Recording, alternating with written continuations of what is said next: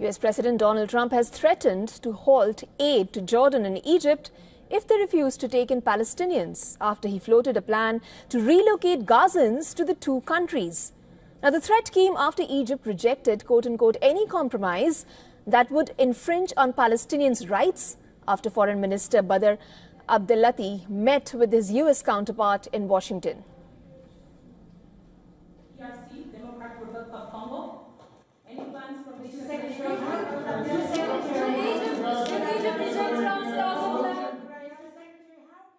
Would you withhold aid to these countries if they don't agree to take in the Palestinians? Yeah, maybe. Sure. Why not? I mean, if they don't agree, I would conceivably withhold aid, yeah. Now, Trump is due to meet Jordan's King Abdullah II in Washington today. He's also expected to meet with the U.S. Secretary of State Marco Rubio, National Security Advisor Mike Waltz, and the President's Special Envoy to the Middle East, Steve Witkoff. Earlier in an interview with Fox News Channel, Trump said that Palestinians would not have the right to return to the Gaza Strip under his proposal to redevelop the enclave, contradicting his own officials who has suggested Gazans would only be relocated temporarily. Would the Palestinians have the right to return? No, they wouldn't, because they're going to have much better housing, much better. In other words, I'm talking about building a permanent place for them, because if they have to return now, it'll be years before you could ever. It's not habitable.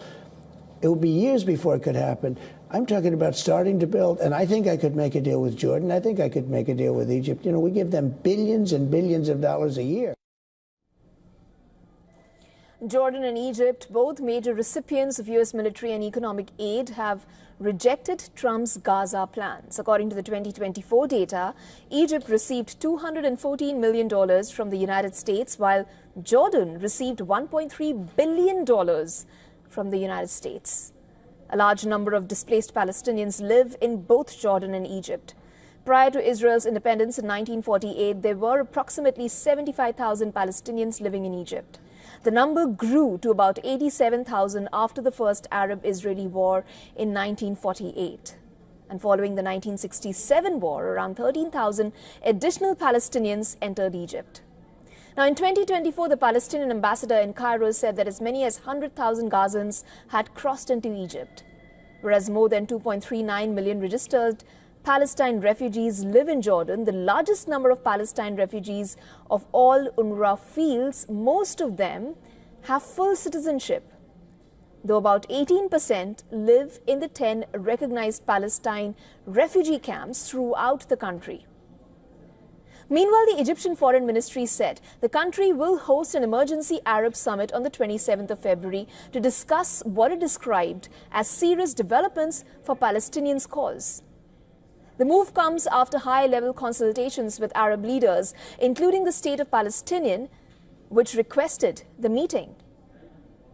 Now, in other development, the United Nations has suspended its humanitarian operations in the stronghold of Yemen's Houthi rebels after they detained 8 more UN staffers. The UN said that the extraordinary decision to pause all operations and programs in northern Sada province was taken due to lack of necessary security conditions and guarantees.